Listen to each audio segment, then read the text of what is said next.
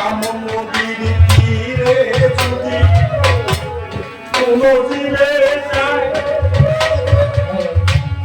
আমরা খুশি তারে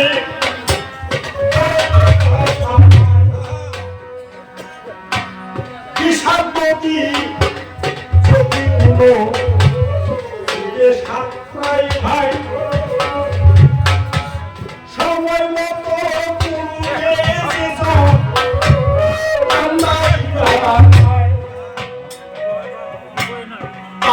বাতন যে জন পাখি নৌকায় সাজাইয়া উজান মাকে পায়া যায় আপন মুর্শিদ সঙ্গে তারপরই কখনো শাস্ত্রে প্রমাণ আছে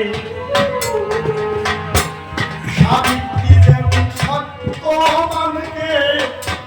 সাধনায় বাঁচিয়েছে রাবিয়া যেমন হস্তবিল্লালকে বাঁচাইয়া ছিল সতী নারীর পক্ষে থাইতে আল্লাহ বিপদের হয়েছিল আবার দেখো বেহুলা সতী লক্ষিন্দরকে লইয়া 12 বৎসর পরে স্বামীকে বাঁচাইয়া লইয়া স্বামীর সাথে দিদি সংসার করে কালমায় আছে জানা এমন সতী নারীর সাথে কোনদিন আল্লাহও পারে না আবার মালাবতী সতী পারে না এই যে স্বয়ং নারায়ণ সম্মুখে এসে সতী সঙ্গে পারে না এই যে স্বামী দেখো মালাবতীতে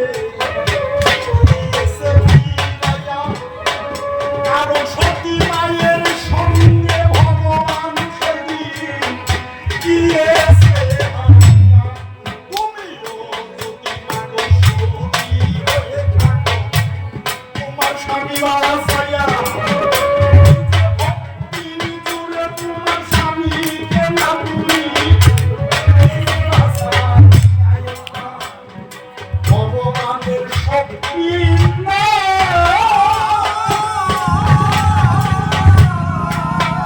এই যে সতী নারীর প্রতি মরে না কমিয়ে যাও বলছে মানি বিষায়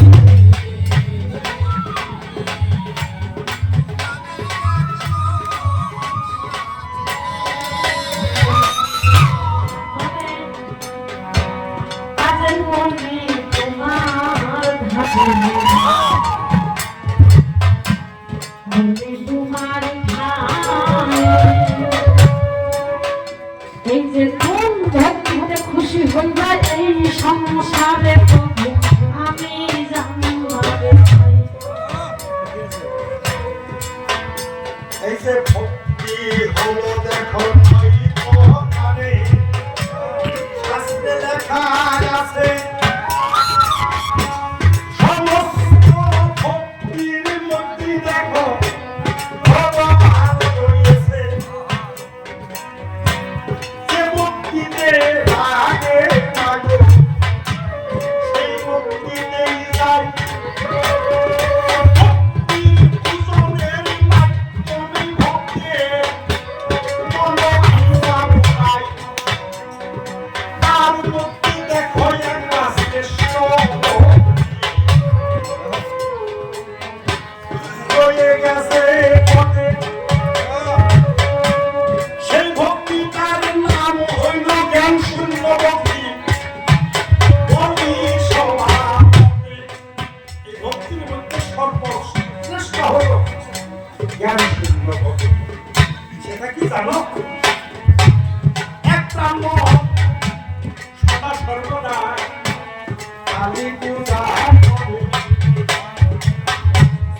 মায়ের সেবা দেওয়ার পরে নিজে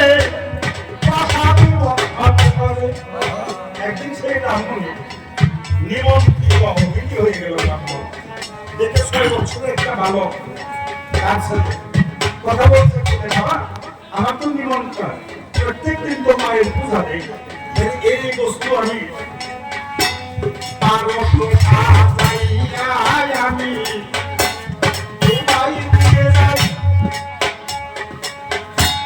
মায়ের পূজা দিও সন্তান পূজা কিন্তু দিলে এই নিয়া তুমি যেন স্টপ করো। ব্রাহ্মণ তো নিমন্ত্রণে গেছে, এইদিকে ব্রাহ্মণের ছেলে যখন আকাশেতে ভেলা যখন দিয়া গেল পুরা পারস দিয়া গেল মায়ের কাছে বলছে আবু বাবা দশটি নিমন্ত্রণ হয়ে গেছে, তাহলে পূজার দায়িত্বটা আমারে দিয়ে গেছে, তাহলে তুমি সেবা নাও। একটা মাটির মূর্তি সেবা নিল ওই দেখো বাবা দায়িত্বটা দিয়ে গেছে, তুমি সেবা না খায় বাবাই আমার মা, আমি তো কিছু জানি না, বাবাই তোমার পূজা খায়।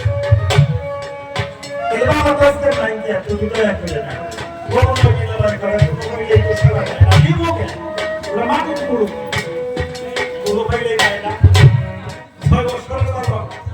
মাটির মূর্তি যে খাই না তা বুঝে না, এই জ্ঞান দেওয়া হয় না। আজকে যদি পূজা না বাবা দিলে পূজা নাও, আমি দিলে নেও না, বারে বারে এত সুপারিশ করুন না। পুরাটা একটা আসিল হাতের মধ্যে নিয়ে পানি দিব, বাচ্চা পূজা নিবি না, বাবারা তো মাই খাওয়াই। যখন মায়ের মাথা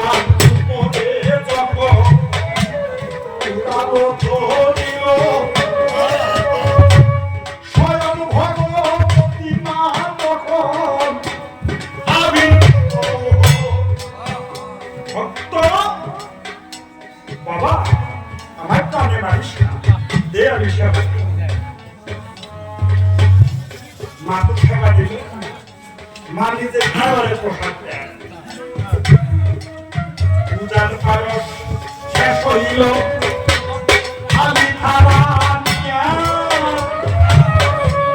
6 বছরের পালক দিয়ে দিয়েছে সোনিয়া। এমন সময় ব্রাহ্মণ যখন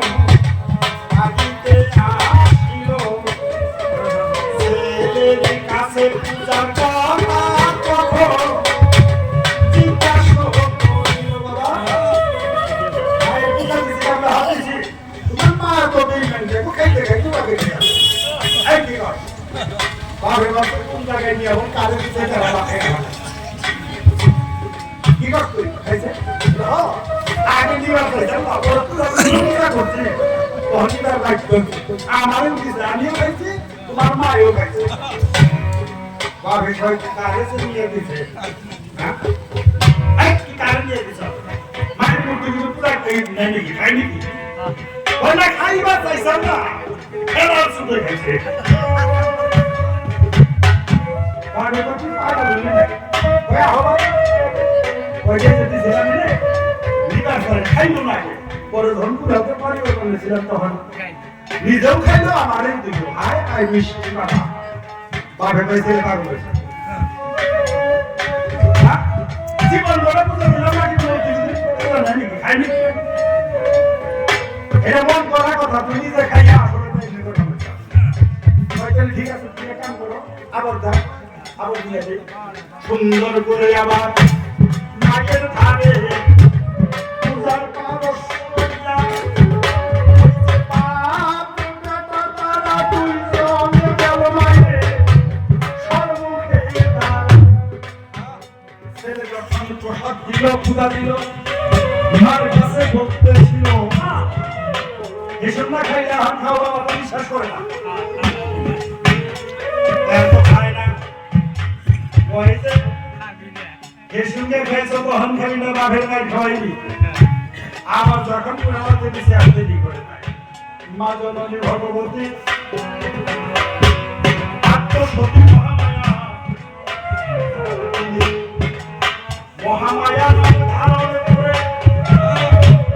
শয়নাধীন পুত হলেন দেবী ভক্তের অনুসরণে। ভক্ত আমার মাতা পিতা, ভক্ত আমার গুরু, ভক্তে আমার নাম রেখেছে। ভক্তে যদি দেয় আমি খাই, ভক্তে যদি না দেয় উপবাসে যায় মারে যাই কইয়া নানানন্দে খাইব প্রসাদ আছে দুইজন ভক্ত লইয়া। এইভাবেতে মায়ে যখন সাধন করিল, মায়ের প্রসাদে পান পেটা মুখ নিজে করিল। বাপে